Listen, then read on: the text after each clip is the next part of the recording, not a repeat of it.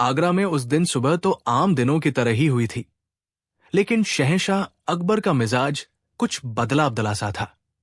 वो चुपचाप सिंहासन पर बैठे कुछ घूर रहे थे। उनके हाथ में एक सोने की अशर्फी थी, जिसे वो बार बार पलटकर देख रहे थे। दरबार के सभी लोग, मंत्री, सिपह सालार, सब हैरान थे कि आज शहंशाह इतने खामोश क्यों हैं। किसी की हिम्मत नहीं हो रही थी कि वो बातचीत शुरू करे। अकबर के सबसे ईर्ष्यालु दरबारियों में से एक, मुल्ला दो प्याजा, जो हमेशा बीरबल को नीचा दिखाने का मौका ढूंढता रहता था, उसने अपने पास बैठे हकीम मिर्जा के कान में फुसफुसाया। मुल्ला दो प्याजा ने धीमी आवाज में हकीम मिर्जा के कान में फुसफुसाते हुए कहा, लगता है आज शहंशाह का मिजाज ठीक नहीं, कोई बड़ी चिंता है उन्हें। हकीम मिर्जा ने कहा, चिंता?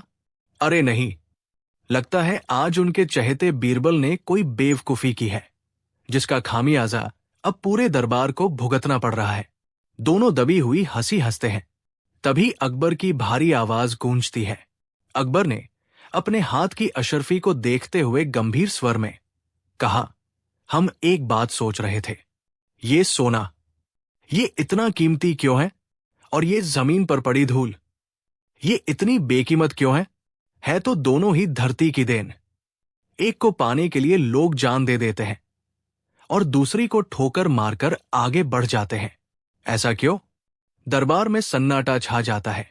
ये एक ऐसा दार्शनिक सवाल था जिसका जवाब किसी के पास नहीं था। सब एक दूसरे का मुंह देखने लगे। एक मंत्री ने हिम्मत करके अदब से झुकते हुए कहा, जहांपनाह, सोना दुर्लभ है, मुश्किल से मिलता है, इसलिए कीमती है। धूल हर जगह है, इसलिए उसकी कोई कीमत नहीं। अकबर ने मंत्री की बात को काटते हुए कहा, तो मतलब कीमत इस बात पर निर्भर करती है कि कोई चीज कितनी आसानी से मिलती है या कितनी मुश्किल से। मुल्ला दो प्याजा ने मौका देखकर आगे आते हुए और झुककर सलाम करते हुए कहा, बिल्कुल जहांपनाह, आपने एकदम सही फरमाया। जो चीज किसी काम की न हो और हर जगह मौजूद हो, वो कौड़ियों के भाव भी नहीं बिक सकती। जैसे जैसे ये धूल। ये कहकर मुल्ला दो प्याजा ने अपने पैरों के पास पड़ी जमीन से एक चुटकी धूल उठाई और उसे हवा में उड़ा दिया। अकबर ने एक गहरी सांस लेते हुए कहा, तो क्या इस दुनिया में कोई ऐसा है जो इस बेकीमत धूल से भी दौलत कमा सकता है? क्या किसी में इतनी अक्ल है कि वो एक मुट्ठी धूल को सोने के सिक्कों में बदल दे? ये सुनते ही मुल्ला दो प्याजा और उसके साथियों के चेहरे पर एक कुटिल मुस्कान तैर गई। उन्हें अपना मौका मिल गया था। मुल्ला दो प्याजा ने विश्वास के साथ बीरबल पर तंज कसते हुए कहा, जहांपनाह, ये तो असंभव है। धूल से कोई कैसे कमा सकता है? ये तो वही बात हुई कि कोई हवा बेचकर अमीर बन जाए। हां, अगर कोई कहता है कि वो ऐसा कर सकता है, तो वो यकीनन दुनिया का सबसे बड़ा धोखेबाज और झूठा इंसान होगा। उसकी नजरें सीधे बीरबल पर थी, जो अब तक शांत खड़े सब कुछ देख और सुन रहे थे। अकबर भी बीरबल की तरफ मुड़े।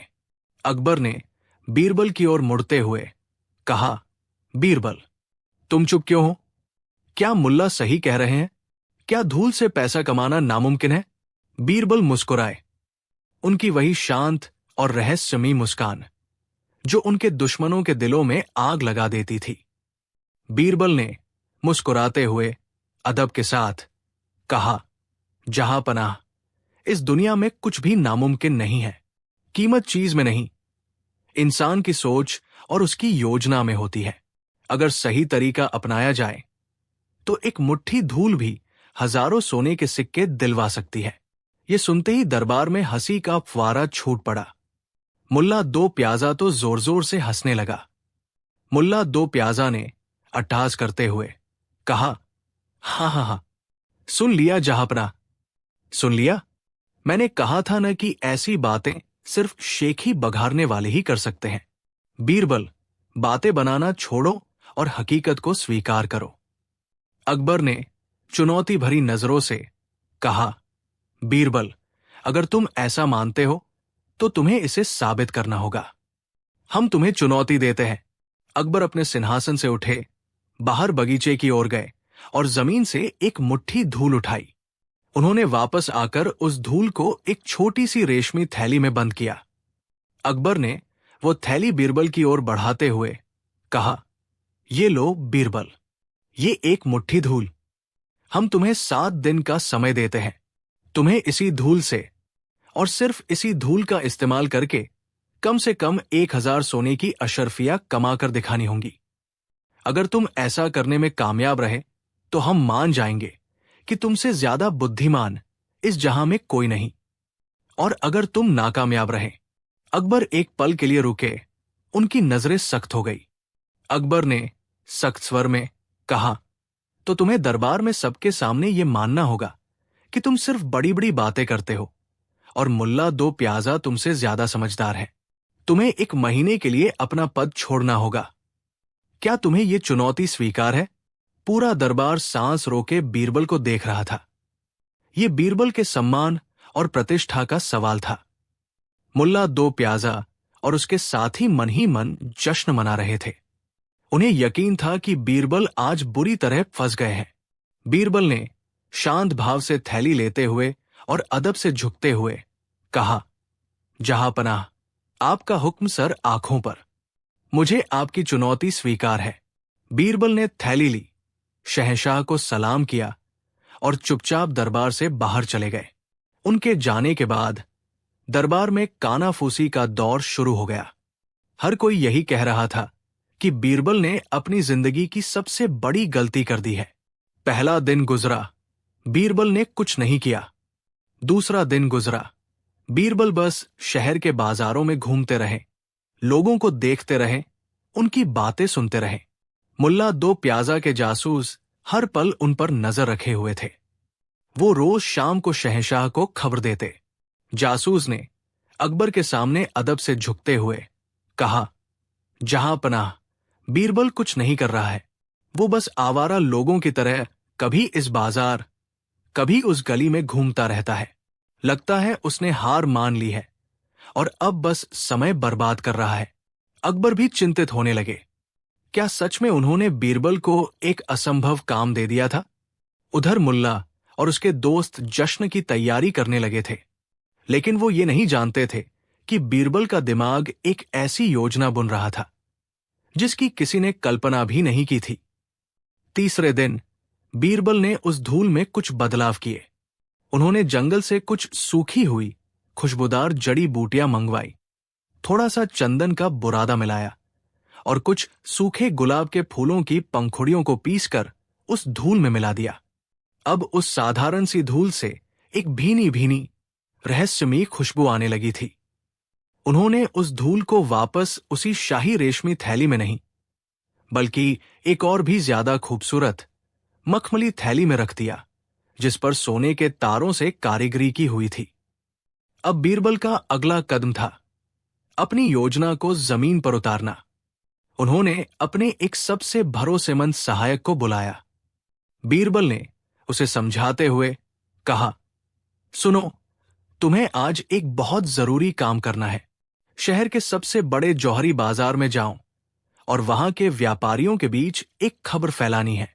सहायक ने सिर झुकाकर कहा, जी हुजूर, क्या खबर? बीरबल ने कहा, तुम्हें लोगों को बताना है कि हिमालय की पहाड़ियों से एक बहुत बड़े सिद्ध महात्मा आए थे।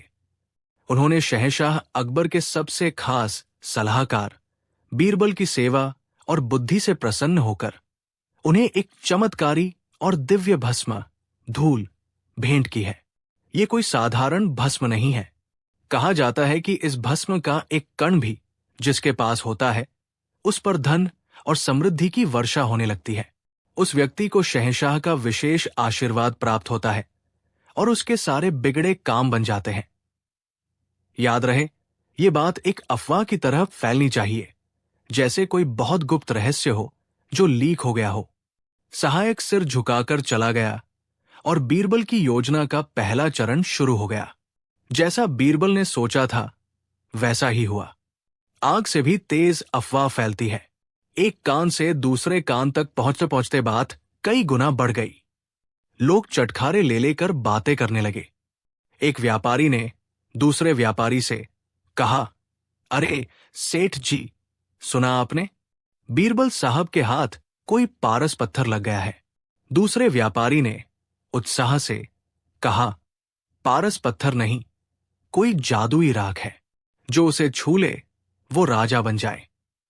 ये अफवाह शहर के सबसे अमीर लेकिन सबसे ज्यादा घमंडी और लालची सेठ धनपत राय के कानों तक भी पहुंची।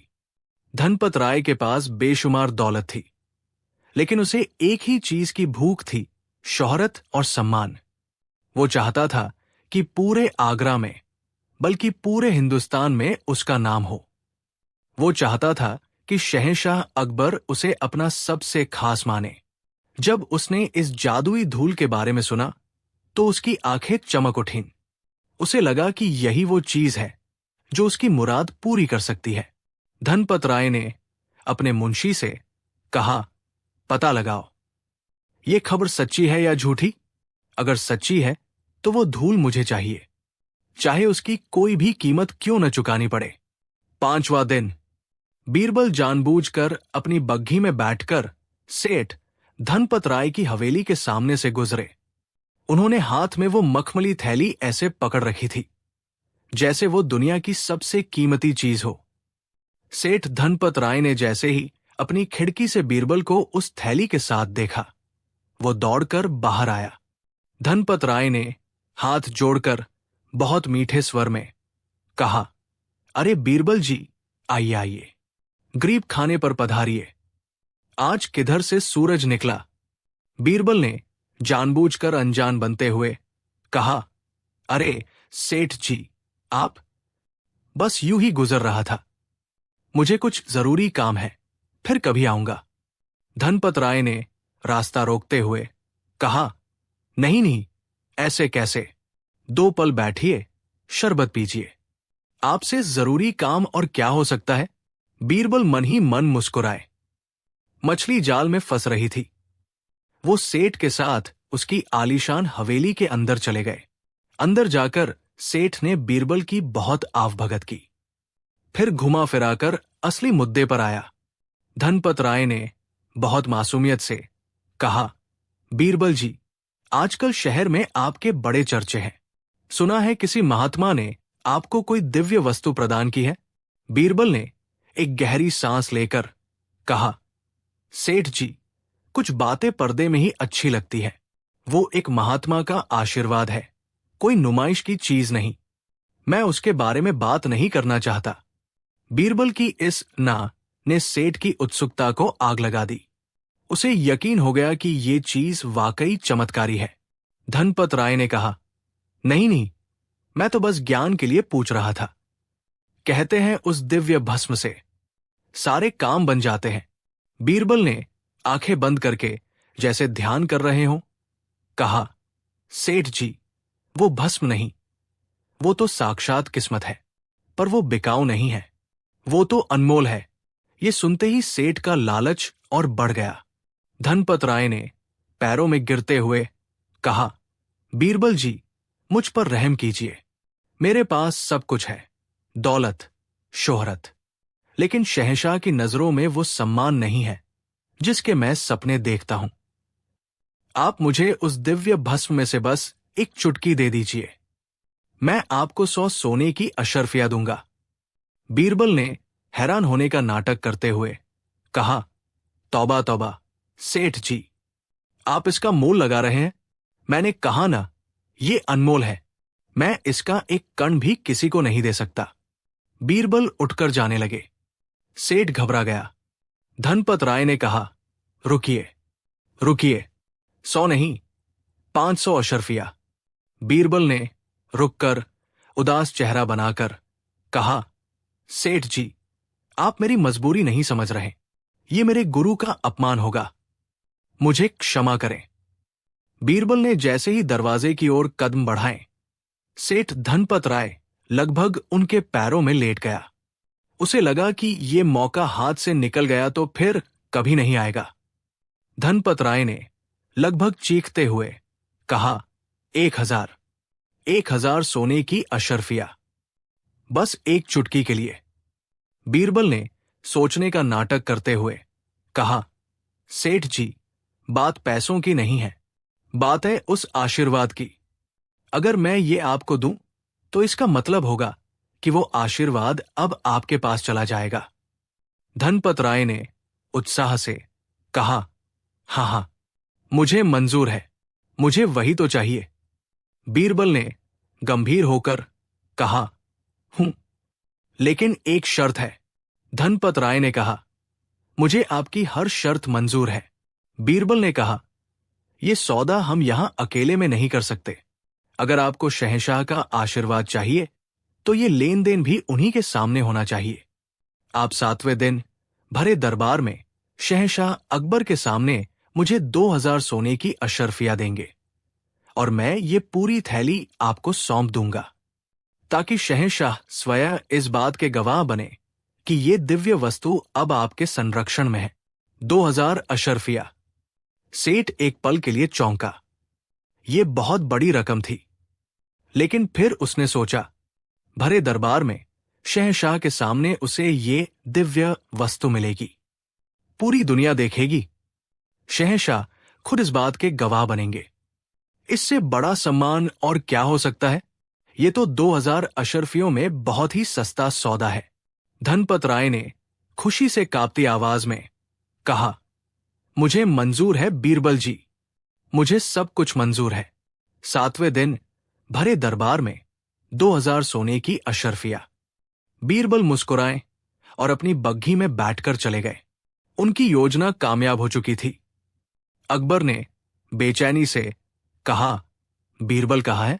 7 दिन पूरे हो गए, क्या वो हमारी चुनौती पूरी नहीं कर पाए? तभी बीरबल दरबार में प्रवेश करते हैं। उनके चेहरे पर वही आत्मविश्वास और शांति है। उनके पीछे पीछे सेठ धनपत राय अपने नौकरों के साथ प्रवेश करता है, जिनके हाथों में सोने की अशर्फियों से भरी 2 बड़ी बड़ी थैलियां हैं। पूरा दरबार हैरान रह जाता है। मुल्ला 2 प्याजा का मुंह खुला का खुला रह जाता है। बीरबल ने अकबर को अदब से सलाम करते हुए कहा, जहांपनाह, आपके दिए हुए 7 दिन आज पूरे हुए और ये रहा आपकी चुनौती का नतीजा। सेठ धनपत राय आगे बढ़ता है और अशर्फियों की दोनों थैलियां अकबर के कदमों में रख देता है। धनपत राय ने अदब से झुकते हुए कहा, शहंशाह सलामत। ये 2000 सोने की अशर्फिया है। मैं ये आपके सबसे योग्य सलाहकार श्रीमान बीरबल जी को उनकी दिव्य वस्तु के बदले में भेंट कर रहा हूं। अकबर की आंखें आश्चर्य से फैल जाती है। वो बीरबल की तरफ देखते हैं, फिर सेठ की तरफ और फिर उन अशर्फियों की तरफ। अकबर ने हैरानी से कहा, बीरबल, ये सब क्या है? ये सेठ तुम्हें 2000 अशर्फिया क्यों दे रहा है और किस दिव्य वस्तु के बदले में? बीरबल आगे बढ़ते हैं और वो मखमली थैली सेठ धनपत राय को सौंप देते हैं। फिर वो अकबर की ओर मुड़ते हैं। बीरबल ने मुस्कुराते हुए अकबर के सामने अदब से झुककर कहा, जहांपनाह, आपको याद है आपने मुझे एक मुट्ठी धूल दी थी? ये वही धूल है। ये सुनते ही दरबार में एक जोर का ठहाका गूंजता है, लेकिन इस बार ये ठहाका मुल्ला पर नहीं, बल्कि बीरबल की बुद्धिमानी पर था। मुल्ला 2 प्याजा का चेहरा शर्म से लाल हो गया था। सेठ धनपत राय भी सक्का गया। क्या ये सिर्फ धूल है? अकबर ने उत्सुकता और प्रशंसा के साथ कहा, बीरबल, साफ साफ बताओ, ये तुमने कैसे किया? बीरबल ने मुस्कुराते हुए कहा, जहांपनाह, ये बहुत आसान था। मैंने धूल नहीं बेची, क्योंकि धूल तो आज भी बेकीमत है। मैंने सेठ जी को वो बेचा जो ये खरीदना चाहते थे। बीरबल ने सेठ से कहा, सेठ जी, आपको दौलत नहीं चाहिए थी, आपके पास वो पहले से है। आपको चाहिए था सम्मान, शोहरत और शहंशाह की नजरों में एक खास जगह। मैंने आपको वही बेचा। मैंने एक कहानी बेची, एक जादुई धूल की कहानी। मैंने एक विश्वास बेचा कि इस धूल से आपकी किस्मत बदल जाएगी। मैंने एक सपना बेचा कि भरे दरबार में शहंशाह के सामने आपको ये वस्तु मिलेगी।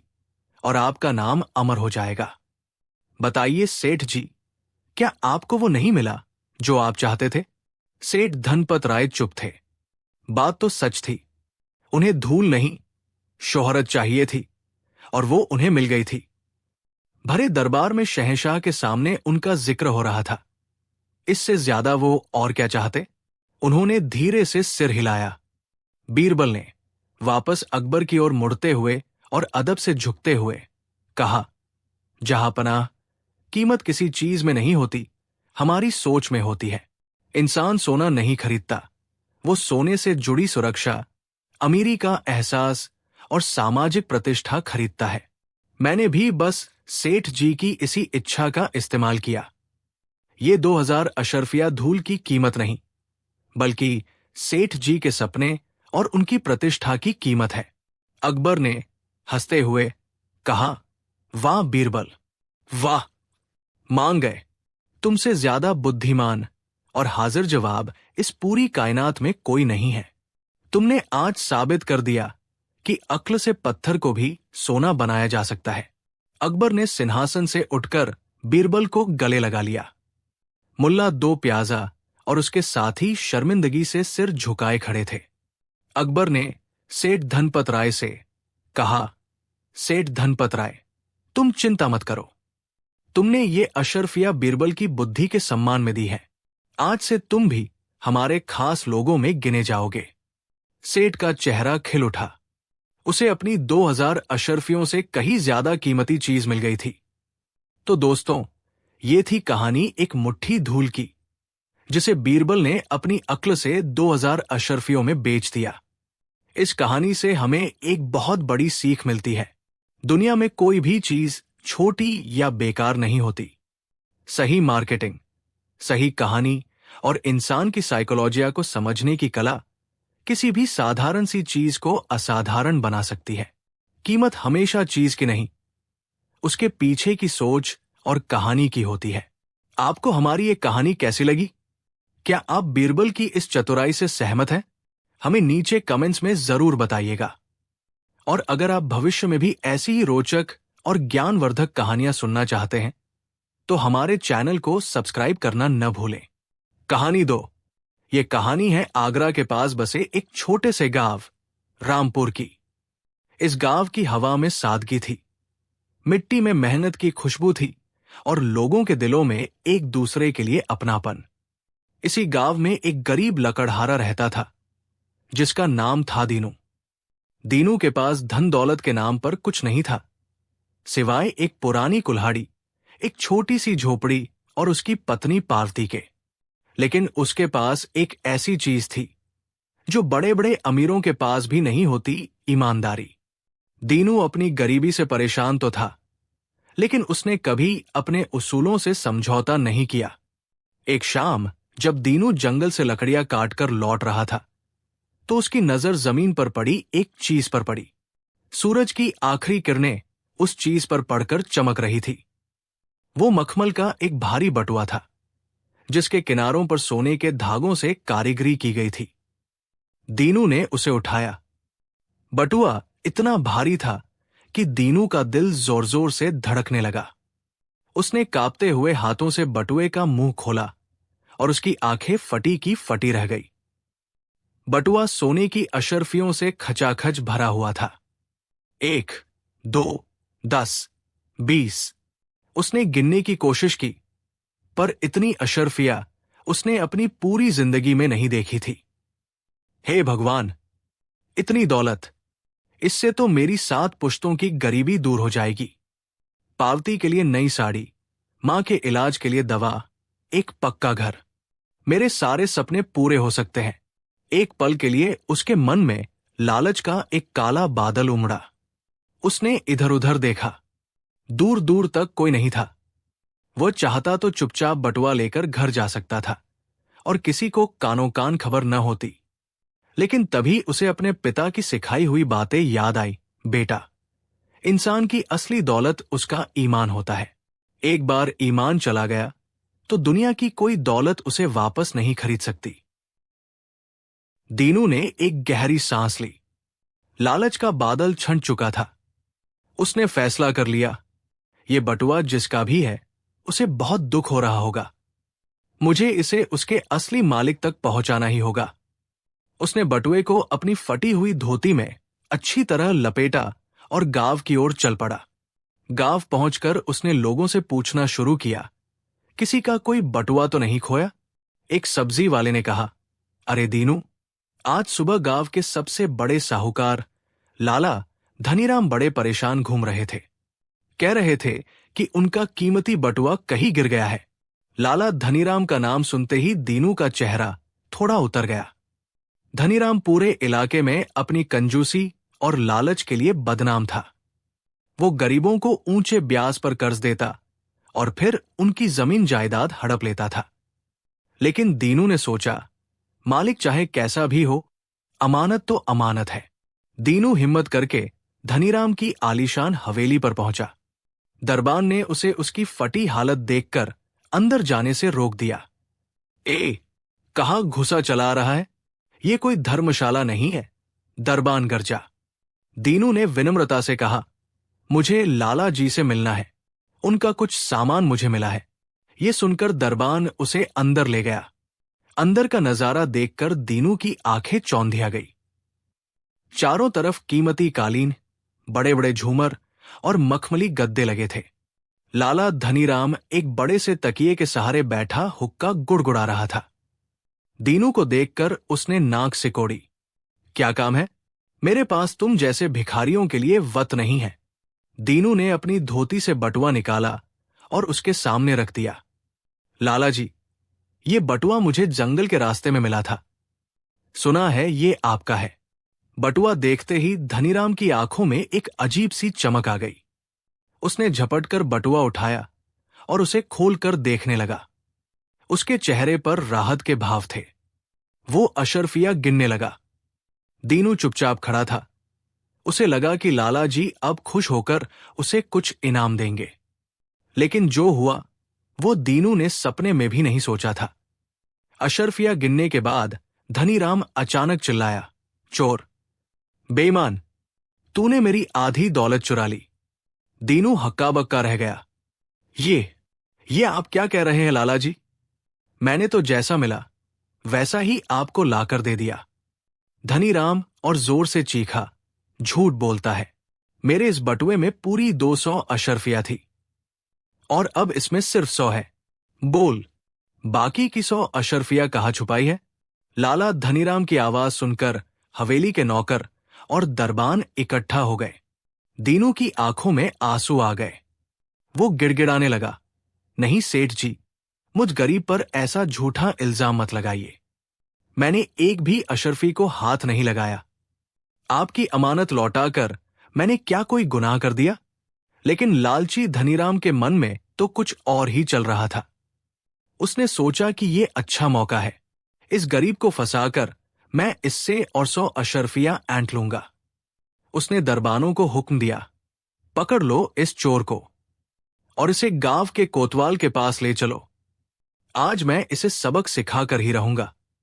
बेचारा दीनू, जो अपनी ईमानदारी पर गर्व करता था, आज उसी ईमानदारी की वजह से चोर बन गया था। दरबान उसे घसीटते हुए कोतवाल के पास ले गए। पीछे पीछे धनीराम अपनी झूठी कहानी का ढिंढोरा पीटता हुआ चल रहा था। कोतवाली में धनीराम ने अपनी पूरी ताकत लगा दी। कोतवाल भी धनीराम के कर्ज के नीचे दबा हुआ था। उसने दीनू की एक न सुनी। कोतवाल ने फैसला सुनाया, दीनू, तुम्हारे खिलाफ चोरी का इल्जाम साबित होता है। या तो तुम लाला जी की बाकी की 100 अशर्फिया लौटा दो, वरना तुम्हें 10 साल के लिए कारागार में डाल दिया जाएगा। ये सुनकर दीनू के पैरों तले जमीन खिसक गई। 100 अशर्फिया। उसने अपनी पूरी जिंदगी में 100 कांसे के सिक्के भी एक साथ नहीं देखे थे। वो कहां से लाता 100 सोने की अशर्फिया? वो रोता रहा, चीखता रहा, अपनी ईमानदारी की कस्में खाता रहा, लेकिन उसकी सुनने वाला कोई नहीं था। उसकी पत्नी पार्वती जब कोतवाली पहुंची तो अपने पति की ये हालत देखकर टूट गई। पूरी रात दीनू और पार्वती रोते रहे। उन्हें लग रहा था कि अब उनकी दुनिया खत्म हो गई। ईमानदारी का ऐसा भयानक सिला मिलेगा, उन्होंने कभी सोचा न था। तभी पार्ती को एक विचार आया। उसने दीनू के कान में कहा, सुनिए जी, मैंने सुना है कि बादशाह अकबर के दरबार में बीरबल नाम के एक मंत्री हैं। वो बहुत बुद्धिमान है और दूध का दूध, पानी का पानी कर देते हैं। हमें उनके पास चलना चाहिए। वही हमारी आखिरी उम्मीद है। दीनू की आंखों में एक हल्की सी आशा की किरण जागी। हां, बीरबल, शायद वही इस नाइंसाफी से उसे बचा सकते हैं। अगली सुबह उन्होंने गांव वालों से थोड़ा बहुत उधार मांगा और अपनी किस्मत आजमाने के लिए आगरा की ओर निकल पड़े। ये एक लंबा और थका देने वाला सफर था। कई दिनों तक पैदल चलने के बाद भूखे प्यासे वे आखिरकार बादशाह अकबर की सल्तनत की राजधानी आगरा पहुंचे। शाही दरबार की शान शौकत देखकर दीनू और पार्ती की आंखें खुली रह गई। किसी तरह हिम्मत जुटाकर वे दरबार में पेश हुए। उनके पीछे पीछे लाला धनीराम भी अपना मामला लेकर पहुंच गया था। अकबर ने पूरी कहानी सुनी।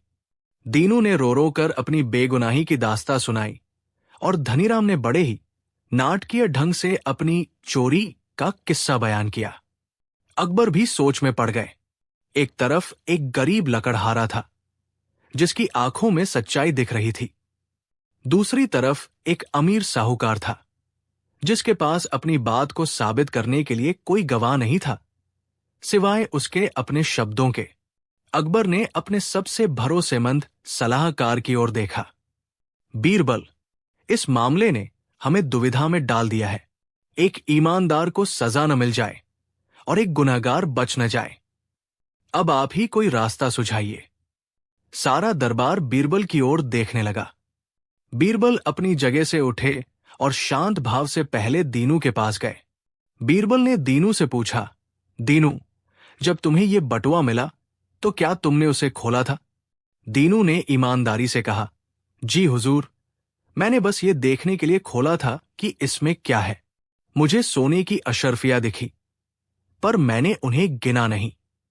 मैं तो बस उसे उसके मालिक तक पहुंचाना चाहता था। फिर बीरबल लाला धनीराम के पास गए। उनकी आंखों में एक ऐसी तेजी थी जिसे देखकर धनीराम थोड़ा घबरा गया। बीरबल ने पूछा, लाला जी, क्या आपको पूरा यकीन है कि आपके बटुए में ठीक 200 अशर्फियां थी? न एक कम, न एक ज्यादा? धनीराम ने पूरे आत्मविश्वास से कहा, जी हुजूर, मुझे अच्छी तरह याद है। मैंने सुबह घर से निकलने से पहले खुद गिनी थी। पूरी 200 अशर्फियां थी। बीरबल मुस्कुराए, एक ऐसी मुस्कान जिसमें रहस्य और बुद्धिमानी छिपी थी। उन्होंने अपना चेहरा बादशाह अकबर की ओर किया और पूरे दरबार को संबोधित करते हुए कहा, जहांपनाह, मामला बिल्कुल शीशे की तरह साफ है। पूरा दरबार हैरान था। साफ कैसे? बीरबल ने अपनी बात आगे बढ़ाई। लाला धनीराम का कहना है कि उनके बटुए में 200 अशर्फियां थी और दीनू को जो बटुआ मिला है उसमें सिर्फ 100 अशर्फियां है। उन्होंने एक पल का विराम लिया जिससे सबकी उत्सुकता बढ़ गई। फिर उन्होंने वो कहा जिसने पूरे मामले का पासा ही पलट दिया, इसका मतलब तो ये हुआ जहांपनाह कि ये बटुआ लाला धनीराम का है ही नहीं। दरबार में सन्नाटा छा गया। धनीराम का मुंह खुला का खुला रह गया। बीरबल ने अपनी बात को और स्पष्ट किया, लाला जी का बटुआ जिसमें 200 अशर्फियां थी वो तो अभी भी कहीं खोया हुआ है। हमें उसे ढूंढने के लिए मुनादी करवानी चाहिए। ये बटुआ तो किसी और बेचारे का है जिसके 100 सिक्के खो गए हैं। फिर बीरबल दीनू की ओर मुड़े और बोले, दीनू, तुम्हारी ईमानदारी प्रशंसनीय है। चूंकि इस 100 अशर्फियों वाले बटुए का कोई और मालिक सामने नहीं आया है, इसलिए सल्तनत के कानून के अनुसार यह बटुआ अब तुम्हारा हुआ। तुम इसे रख सकते हो। ये सुनते ही लाला धनीराम के पैरों तले से जमीन खिसक गई। अरे ये क्या हो गया? लालच के चक्कर में तो उसकी अपनी 100 अशर्फियां भी हाथ से जा रही थी। वो अपनी ही चाल में बुरी तरह फंस चुका था। वो फौरन जमीन पर गिर पड़ा और चिल्लाया, नहीं हुजूर, रुकिए, ये बटुआ मेरा ही है। मेरे ही बटुए में 100 अशर्फियां थी। मैंने लालच में आकर झूठ बोल दिया था। मुझे माफ कर दीजिए जहांपना। धनीराम ने अपना गुनाह कबूल कर लिया था। दरबार में मौजूद हर व्यक्ति बीरबल की बुद्धिमानी देखकर दंग रह गया। उन्होंने बिना किसी गवाह या सबूत के सिर्फ तर्क और चतुराई से सच को बाहर निकाल लिया था। बादशाह अकबर का चेहरा गुस्से से लाल हो गया। उन्होंने धनीराम को फटकार लगाई, धूर्त, एक तो तूने इस गरीब की ईमानदारी का अपमान किया, ऊपर से मेरे दरबार को गुमराह करने की कोशिश की। तेरी ये हिम्मत। बादशाह अकबर ने फैसला सुनाया, लाला धनीराम, तुम्हारे इस अपराध के लिए तुम्हें 100 अशर्फियों का जुर्माना भरना होगा, जो शाही खजाने में जमा होंगी। और इस ईमानदार दीनू को, जिसने तुम्हारी अमानत लौटाई, तुम इनाम के तौर पर 50 अशर्फिया दोगे। इसके बाद उन्होंने दीनू की ओर देखकर कहा, और दीनू, तुम्हारी ईमानदारी से हम बहुत प्रसन्न हुए। सल्तनत की ओर से तुम्हें भी 100 अशर्फियों का इनाम दिया जाता है। जाओ और सम्मान के साथ अपना जीवन जियो। दीनू और पालती की आंखों से खुशी के आंसू बहने लगे। उन्होंने बीरबल और बादशाह अकबर का लाख लाख शुक्रिया अदा किया। जिस ईमानदारी ने उन्हें चोर बना दिया था, आज उसी ईमानदारी ने उन्हें अमीर और सम्मानित बना दिया था। ये कहानी हमें सिखाती है कि सच्चाई और ईमानदारी का रास्ता मुश्किल हो सकता है, उस पर कांटे हो सकते हैं, लेकिन अंत में जीत हमेशा सच्चाई की ही होती है। और लालच एक ऐसा जाल है जो इंसान को आखिर में खुद ही फंसा लेता है। बीरबल की बुद्धिमानी ने एक बार फिर ये साबित कर दिया था कि न्याय की रोशनी को कोई भी झूठ का अंधेरा ज्यादा देर तक रोक नहीं सकता। कहानी 3। उस शाम दीवाने खास में जैसे तारीफों का बाजार लगा था। शहंशाह ने हाल ही में एक पड़ोसी राज्य के साथ बिना जंग लड़े सिर्फ अपनी सूझबूझ से एक संधि की थी, जिससे सल्तनत को बड़ा फायदा हुआ था। इसी बात पर दरबारी अपनी वफादारी और शहंशाह की महानता का सबूत देने में एक दूसरे से होड़ लगा रहे थे। एक मंत्री ने अदब से झुकते हुए कहा, जहांपनाह, आपकी बुद्धिमानी का लोहा तो आज पूरी दुनिया मान गई। हम तो धन्य हो गए कि हमें आप जैसे शहंशाह की सेवा करने का मौका मिला। हमारी तो हर सांस पर सिर्फ आपका नाम लिखा है। एक सिपह सालार ने अपनी तलवार पर हाथ रखकर कहा, हुजूर, इस जिस्म में जब तक लहू का एक भी कतरा है, वो सिर्फ आपके लिए बहेगा। आप हुक्म तो कीजिए, हम अपनी जान आपके कदमों में बिछा देंगे। शहंशाह अकबर ये सब सुनकर गर्व से फूले नहीं समा रहे थे। वो अपनी प्रजा और दरबारियों के इस प्रेम को देखकर भावुक हो रहे थे। उनकी नजर बीरबल पर पड़ी, जो हमेशा की तरह एक कोने में चुपचाप खड़े सब कुछ देख रहे थे और मंद मंद मुस्कुरा रहे थे। उनकी मुस्कुराहट में प्रशंसा कम और रहस्य ज्यादा था। अकबर ने बीरबल से मुखातिब होकर कहा, बीरबल, तुम चुप क्यों हो? क्या तुम्हें हमारे इन वफादार साथियों की बातें सुनकर खुशी नहीं हुई? देखो, ये सब हमसे कितनी मोहब्बत करते हैं। ये हमारी ताकत है। बीरबल ने आगे आकर अदब से झुकते हुए कहा, जहांपनाह, इसमें कोई शक नहीं कि ये सब आपकी सल्तनत के मजबूत स्तंभ है और आपकी शान में कहे गए इनके शब्द सोने की तरह कीमती है। बीरबल ने अपनी बात को आगे बढ़ाते हुए कहा, लेकिन जहांपनाह, एक सवाल मेरे जहन में अक्सर आता है। क्या ये चमक सोने की है या सोने पर चढ़े पानी की? वफादारी की असली परख बोल से नहीं, कर्म से होती है, और कर्म की परीक्षा तब होती है जब इंसान को अपनी पसंदीदा चीजों के बीच चुनाव करना पड़े। अकबर ने थोड़े सख्त स्वर में कहा, बीरबल, तुम कहना क्या चाहते हो? क्या तुम्हें हमारे इन जानिसार साथियों की वफादारी पर शक है? ये वो लोग हैं जो हमारे एक इशारे पर आग के दरिया में कूद सकते हैं। बीरबल ने शांत भाव से कहा, जहांपनाह, मैं किसी पर शक नहीं कर रहा। मैं तो बस एक हकीकत बयान कर रहा हूं। इंसान की सबसे बड़ी मोहब्बत आप है या कुछ और, इसका पता तो तभी चलेगा जब आप और वो कुछ और तराजू के 2 पलड़ों पर रखे जाएं। अकबर ने कहा, ठीक है बीरबल, हम तुम्हें चुनौती देते हैं। तुम साबित करके दिखाओ कि हमारे दरबारी हमसे ज्यादा किसी और चीज से मोहब्बत करते हैं। अगर तुम ये साबित करने में कामयाब रहे तो हम तुम्हें अपना सबसे बड़ा सलाहकार मानेंगे, और अगर तुम गलत साबित हुए तो तुम्हें 1 महीने तक दरबार में मुंह दिखाने की इजाजत नहीं होगी। बोलो, मंजूर है? बीरबल ने मुस्कुराते हुए कहा, जहां पनाह, मुझे आपकी चुनौती मंजूर है, लेकिन इसके लिए आपको मेरी एक योजना में मेरा साथ देना होगा। अकबर ने कहा, बोलो, क्या योजना है तुम्हारी? बीरबल ने कहा, जहां पनाह, हम 1 हफ्ते बाद शाही बाग में एक जश्न वफादारी का आयोजन करेंगे। इस जश्न में हम 2 बड़े बड़े फुआरे बनवाएंगे। एक फुआरे का नाम होगा फुआरा ए जहां पनाह और दूसरे का नाम होगा फुआरा ए दौलत। अकबर ने उत्सुकता से पूछा, और फिर? बीरबल ने कहा, फिर ये कि फुआरा ए जहां पनाह से गुलाब जल, केवड़ा और इत्र की खुशबूदार फुहारें निकलेंगी। जो भी दरबारी इस फुआरे के पास जाएगा और इसके पानी को अपने ऊपर छिड़केगा, ये माना जाएगा कि उसने शहंशाह के प्रति अपनी वफादारी और सम्मान प्रकट किया है। दरबारी ये सुनकर बहुत खुश हुए। उन्हें लगा ये तो बहुत आसान काम है।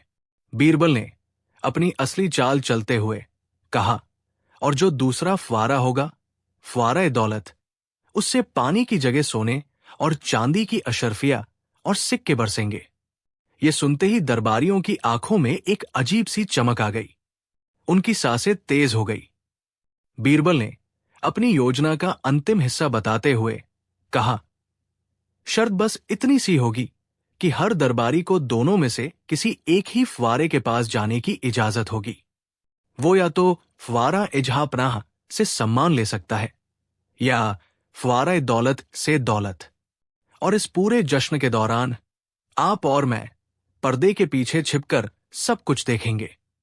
अकबर ने हंसते हुए कहा, वाह बीरबल, क्या योजना बनाई है। ठीक है, हमें तुम्हारी शर्त मंजूर है। हम भी तो देखें कि हमारे दरबारी दौलत को ठोकर मारकर हमारी इज्जत कैसे चुनते हैं। तैयारी शुरू की जाए। वो 1 हफ्ता बड़ी गहमा गहमी में बीता। शाही बाग को दुल्हन की तरह सजाया गया। बीचों बीच थोड़ी दूरी पर 2 शानदार फुआरे बनाए गए। एक फुआरा संगमरमर का था, जिस पर नायाब नक्काशी थी और उसके ऊपर शहंशाह का ताज बना हुआ था। ये था फुआरा ए जहां पनाह। उससे थोड़ी दूर सोने और चांदी से मढ़ा हुआ एक दूसरा फुआरा था, जो अपनी चमक से आंखों को चौंधिया रहा था। ये था फुआरा ए दौलत। जश्न का दिन आ गया। सभी दरबारी, मंत्री और अमीर उमरा अपने सबसे कीमती लिबासों में सज-धज कर पहुंचे। सबके चेहरे पर एक दिखावटी उत्साह था। बीरबल ने ऊंची आवाज में कहा, शहंशाह हिंदोस्तां के सभी वफादार साथियों, आज जश्न वफादारी में आपका स्वागत है। जैसा कि आप देख रहे हैं, आपके सामने 2 फुआरे हैं। एक पर शहंशाह का सम्मान है, दूसरे पर दुनिया की दौलत। आपको दोनों में से किसी एक को चुनना है। आपका चुनाव आपकी वफादारी का सबसे बड़ा सबूत होगा। शहंशाह आज किसी जरूरी काम की वजह से यहां मौजूद नहीं है, लेकिन उनकी नजरें आप सब पर है।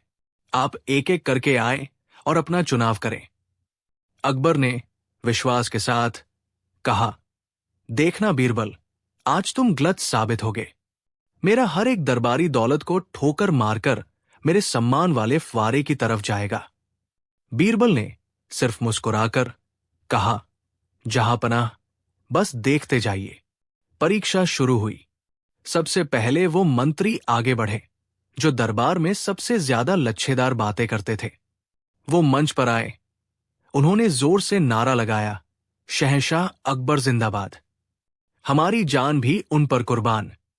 नारा लगाने के बाद मंत्री जी मंच से उतरे और बिना एक पल सोचे सीधे फुआरे दौलत की तरफ बढ़ गए। उन्होंने अपनी झोली फैलाई और बरसती हुई अशर्फियों को लालच भरी नजरों से भरने लगे। अकबर ने हैरानी से कहा, ये क्या? शायद इनसे गलती हो गई। बीरबल ने शांत भाव से कहा, जहां पनाह, ये गलती नहीं, चुनाव है। अभी और देखिए। इसके बाद दूसरा दरबारी आया, तीसरा आया, चौथा आया। एक एक करके सब आते, शहंशाह की शान में जोर जोर से नारे लगाते, उनकी वफादारी की कस्में खाते, और फिर बिना किसी हिचकिचाहट के सीधे दौलत के फुवारे की ओर दौड़ पड़ते। वहां का दृश्य देखने लायक था। लोग एक दूसरे को धक्का दे रहे थे, अशर्फिया लूटने के लिए एक दूसरे पर गिर रहे थे। अपनी पगड़ियां, अपनी इज्जत सब भूलकर वो बस दौलत बटोरने में लगे थे। पर्दे के पीछे बैठे अकबर का चेहरा अब सफेद पड़ चुका था। उनका गर्व, उनका विश्वास सब चकनाचूर हो रहा था। जिन लोगों को वो अपना परिवार समझते थे, जिनके लिए वो कुछ भी करने को तैयार रहते थे, आज वो सब उनकी आंखों के सामने बिक रहे थे, चंद सोने चांदी के सिक्कों के लिए। उनकी आंखों में गुस्सा, दुख और हैरानी का एक तूफान उमड़ रहा था। अकबर ने कांपती हुई आवाज में कहा, बीरबल, ये सब। बीरबल ने अकबर के कंधे पर हाथ रखते हुए कहा, जहां पनाह, यही हकीकत है, यही इंसान की फितरत है। जुबान से वफादारी जताना दुनिया का सबसे आसान काम है। जब आखिरी दरबारी भी दौलत के फुवारे से अपनी झोली भरकर चला गया और फुवारा एजहां के पास कोई नहीं गया, तो अकबर से और बर्दाश्त नहीं हुआ। अकबर ने शेर की तरह दहाड़ते हुए कहा, रुको, रुक जाओ सब के सब, नम कहरामो। अकबर ने दुख और गुस्से से भरी आवाज में कहा, तो ये है तुम्हारी वफादारी, ये है तुम्हारी मोहब्बत। अभी कुछ देर पहले तुम सब मेरे लिए जान देने की कस्में खा रहे थे, और चंद सिक्कों की खनक ने तुम्हारी सारी कस्में, सारी वफादारी खरीद ली। एक मंत्री ने हिम्मत करके कहा, माफी जहांपनाह, हम तो ये दौलत भी आपके ही कदमों में डालने के लिए जमा कर रहे थे। अकबर ने जोर से हंसते हुए एक व्यंग्यात्मक हंसी कहा, वाह, क्या बहाना है, मेरे ही कदमों में डालने के लिए। तो फिर मेरे सम्मान के फुवारे की तरफ किसी ने देखा तक क्यों नहीं? क्या मेरी इज्जत इन सिक्कों से भी सस्ती हो गई थी? जवाब दो। बीरबल ने आगे बढ़कर कहा, जहांपनाह, इन्हें कुछ मत कहिए, इसमें इनकी कोई गलती नहीं है। ये तो बस वही कर रहे हैं जो इनकी फितरत है। बीरबल ने उन दरबारियों की ओर मुड़कर कहा, तुम लोगों ने आज शहंशाह को नहीं, खुद को धोखा दिया है। तुमने अपनी आत्मा का सौदा किया है। दौलत आज है, कल नहीं रहेगी, लेकिन एक बादशाह का विश्वास एक बार टूट जाए तो दोबारा हासिल नहीं होता। बीरबल ने वापस अकबर की ओर मुड़कर कहा, जहांपनाह, मैंने आपसे कहा था कि मैं ये साबित कर दूंगा। ये लोग आपके नहीं, आपकी कुर्सी और उससे मिलने वाली दौलत के सगे हैं। असली वफादार वो नहीं जो जुबान से मीठा हो, बल्कि वो है जो मुश्किल वक्त में बिना किसी लालच के आपके साथ खड़ा रहे। आज आपने अपनी आंखों से देख लिया कि आपके असली शुभचिंतक कौन है और चापलूस कौन। शहंशाह अकबर ने एक गहरी, दुख भरी सांस ली। आज उनका दिल टूट गया था, लेकिन उनकी आंखें खुल गई थी। उन्होंने बीरबल की तरफ देखा और उनकी आंखों में अब बीरबल के लिए सम्मान और भी ज्यादा बढ़ गया था। उस दिन के बाद अकबर के दरबार का रंग ढंग ही बदल गया। शहंशाह ने चापलूसों को पहचानना और उनसे दूरी बनाना सीख लिया था। उन्हें यह कड़वा सच समझ आ गया था कि भीड़ अक्सर मतलब की होती है। असली साथी तो वो गिने चुने लोग ही होते हैं जो आपके पद को नहीं, आपको सम्मान देते हैं। ये कहानी हमें एक बहुत बड़ी सीख देती है। इंसान की असली पहचान उसके शब्दों से नहीं, उसके चुनावों से होती है। जब आपके सामने सिद्धांत और स्वार्थ के बीच चुनने का मौका आए, तो आप जो चुनते हैं वही आपका असली चरित्र होता है। आपको बीरबल की ये परीक्षा कैसी लगी? क्या आज के जमाने में भी ऐसे ही प्रयोग की जरूरत है? अपनी राय हमें नीचे कमेंट्स में जरूर बताइए।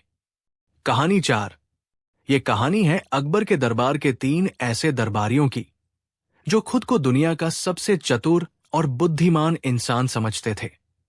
ये तीनों दरबारी मुल्ला दो प्याजा, हकीम चिड़चिड़े शाह और सेनापति घमंड सिन्हा बीरबल की बढ़ती शोहरत से बहुत जलते थे। उन्हें लगता था कि बादशाह अकबर बीरबल को जरूरत से ज्यादा तवज्जो देते हैं।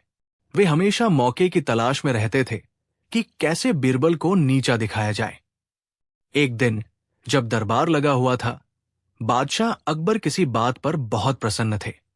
उन्होंने बीरबल की बुद्धिमानी की खूब तारीफ की। अकबर, वाह बीरबल, तुम्हारी सूझबूझ का कोई जवाब नहीं। तुम सच में हमारे नवरत्नों में सबसे चमकदार हीरे हो। यह सुनकर उन तीनों दरबारियों के सीने पर सांप लौट गया। मुल्ला दो प्याजा से रहा नहीं गया। वो आगे आया और बोला, मुल्ला दो प्याजा, गुस्ताखी माप जहांपना, लेकिन आप हमेशा बीरबल की ही तारीफ करते हैं। क्या इस दरबार में और कोई बुद्धिमान नहीं है? हम भी सल्तनत की सेवा में दिन रात एक करते हैं। हमारी भी बुद्धि बीरबल से किसी मामले में कम नहीं है। हकीम चिड़चिड़े शाह ने भी हां में हां मिलाई। बिल्कुल हुजूर, अक्ल कोई बीरबल की जागीर तो है नहीं। हम भी बड़े बड़े मसले चुटकियों में हल कर सकते हैं। सेनापति घमंड सिंह ने अपनी मूंछों पर ताव देते हुए कहा, और जहां बुद्धि काम न आए वहां ताकत काम आती है। जहांपना, हम तीनों मिलकर किसी भी समस्या को सुलझा सकते हैं। अकबर मुस्कुराए। उन्हें अपने दरबारियों की जलन साफ दिख रही थी। उन्होंने बीरबल की ओर देखा, जैसे पूछ रहे हों, अब क्या किया जाए? बीरबल ने सिर झुकाया और बोले, जहांपना, इसमें कोई शक नहीं कि ये तीनों दरबारी बहुत काबिल और बुद्धिमान हैं। शायद मैं ही इनके सामने कुछ नहीं हूं। ये सुनकर तीनों दरबारी और फूलकर कुप्पा हो गए। उन्हें लगा कि बीरबल ने डरकर हार मान ली है। अकबर ने कहा, ठीक है, तो आज हम तुम तीनों की बुद्धिमानी की परीक्षा लेंगे। अगर तुम लोग इस परीक्षा में पास हो गए तो हम तुम्हें बीरबल से भी ऊंचा पद और सम्मान देंगे। तीनों की आंखें चमक उठीं। हमें मंजूर है जहांपना, आप बस हुक्म दीजिए। अकबर ने बीरबल से कहा, बीरबल, तुम ही कोई ऐसी परीक्षा तैयार करो जिससे इनकी बुद्धि का सही आकलन हो सके। बीरबल मुस्कुराए, जो हुक्म मेरे आका, लेकिन मेरी एक शर्त है। मैं इन तीनों महानुभावों को 3 अलग अलग काम दूंगा। इन्हें ये काम अकेले ही करने होंगे और कल शाम तक पूरा करके दरबार में पेश होना होगा। तीनों ने तुरंत शर्त मान ली। उन्हें लगा कि अकेले काम करना तो और भी आसान होगा। बीरबल ने उन तीनों को दरबार के एक शांत कोने में बुलाया। उन्होंने अपनी कमर से 3 छोटी छोटी, एक जैसी दिखने वाली मखमली पोटलियां निकाली। बीरबल ने पहली पोटली मुल्ला दो प्याजा को दी और उनके कान में फुसफुसाकर कहा, मुल्ला जी, आप तो सबसे ज्ञानी हैं। आपके लिए एक बहुत ही नाजुक काम है। इस पोटली में आग है। आपको इसे कल शाम तक ऐसे ही सुरक्षित रखना है। ध्यान रहे, ये बुझनी नहीं चाहिए और न ही किसी को इसका पता चलना चाहिए। मुल्ला जी ने हंसकर पोटली ले ली। आग को रखना? अरे ये भी कोई काम है। मैं तो आग पैदा कर सकता हूं। उन्होंने सोचा। फिर बीरबल ने दूसरी पोटली हकीम चिड़चिड़े शाह को दी। उनके कान में कहा, हकीम साहब, आप तो हर मर्ज की दवा जानते हैं। इस पोटली में धूप है। आपको इसे पकड़ कर रखना है। ये गायब नहीं होनी चाहिए। कल शाम इसे ऐसे ही दरबार में लाना है। हकीम साहब ने भी पोटली ले ली। धूप को पकड़ना बाएं हाथ का खेल है। उन्होंने मन में सोचा। आखिर में बीरबल सेनापति घमंड सिन्हा के पास गए और तीसरी पोटली उन्हें देते हुए कहा, सेनापति जी, आप तो सबसे बलवान हैं। आपके लिए सबसे मुश्किल काम है। इस पोटली में हवा है। आपको इसे बंद करके रखना है। एक कतरा भी बाहर नहीं निकलना चाहिए। सेनापति ने अपनी छाती फुलाकर पोटली पकड़ ली। हवा को कैद करना? मेरी मुट्ठी में तो तूफानों को कैद करने की ताकत है। तीनों दरबारी अपनी अपनी पोटलियां लेकर बड़े आत्मविश्वास के साथ चले गए। उन्हें लग रहा था कि बीरबल ने उन्हें बच्चों वाले काम देकर उनका अपमान किया है। वे कल बीरबल को उसकी औकात दिखा देंगे। पहला मूर्ख, मुल्ला दो प्याजा और आग। मुल्ला दो प्याजा अपनी हवेली पहुंचे। उन्होंने सोचा, पोटली में आग को कैसे रखूं? अगर सीधे अंगारा रखा तो पोटली जल जाएगी। उन्होंने दिमाग लगाया। वो बाजार गए और एक छोटा सा मिट्टी का मटका खरीद कर लाए। उन्होंने उसमें कुछ कोयले रखे और उन्हें सुलगा दिया। फिर उस सुलगते हुए मटके को मखमली पोटली के अंदर रख दिया। वाह, क्या तरकीब है! उन्होंने अपनी पीठ थपथपाई। लेकिन कुछ ही देर में पोटली गर्म होने लगी। मखमली कपड़ा जलने लगा और उसमें से धुआं निकलने लगा। मुल्ला जी घबरा गए। उन्होंने जल्दी से मटका बाहर निकाला। पोटली में एक बड़ा सा छेद हो चुका था। हे भगवान, अब क्या करूं? उन्होंने सोचा। पूरी रात वो जागते रहे। कभी वो फूंकनी से कोयले को हवा करते तो कभी उसमें घी डालते ताकि वो बुझ न जाए। सुबह तक आग को जलाए रखने के चक्कर में उनका पूरा चेहरा काला हो चुका था और उनकी कीमती मखमली पोटली जगह जगह से जलकर एक बदसूरत चिथड़ा बन चुकी थी। दूसरा मूर्ख, हकीम चिड़चिड़े शाह और धूप। हकीम साहब अपने घर पहुंचे। उन्होंने पोटली खोली तो वो खाली थी। अरे, बीरबल ने मुझे धोखा दिया। इसमें तो धूप ही नहीं, वो चिल्लाए। फिर उन्हें याद आया, बीरबल ने कहा था, इसमें धूप है, इसे पकड़ कर रखना है। उन्होंने दिमाग दौड़ाया। धूप तो बाहर आंगन में है, मैं उसे पकड़कर इस पोटली में भर लूंगा।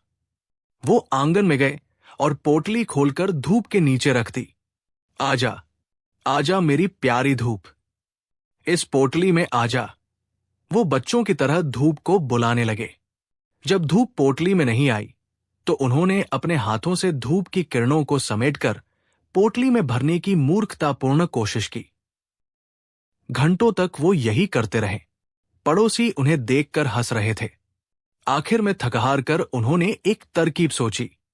उन्होंने एक बड़ा सा आईना लिया और धूप की रोशनी को उस पर केंद्रित करके पोटली के अंदर चमकाने लगे। उन्हें लगा कि इस तरह धूप पोटली में कैद हो जाएगी। वो पूरी रात उस आईने को पकड़कर बैठे रहें ताकि जैसे ही सुबह सूरज निकले वो उसकी पहली किरण को पोटली में कैद कर सकें।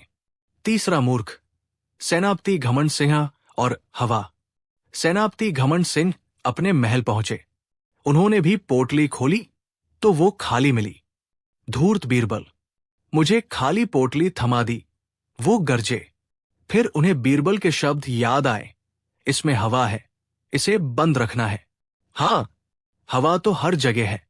मैं इस पोटली में हवा भरकर इसका मुंह कसकर बांध दूंगा। उन्होंने पोटली का मुंह खोला और उसे हवा में जोर जोर से घुमाया। फिर फुर्ती से उसका मुंह पकड़कर उसे एक रस्सी से कसकर बांध दिया। हा हा हा, हो गई हवा कैद। वो अपनी बुद्धिमानी पर इतराए। लेकिन कुछ ही देर में उन्हें शक हुआ, क्या हवा सच में अंदर है? कहीं निकल तो नहीं गई?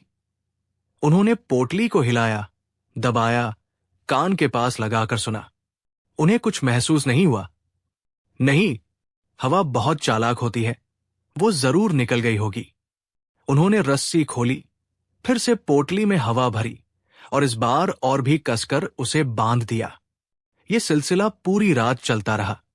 हर थोड़ी देर में उन्हें लगता कि हवा निकल गई है और वो फिर से उसे भरने लगते।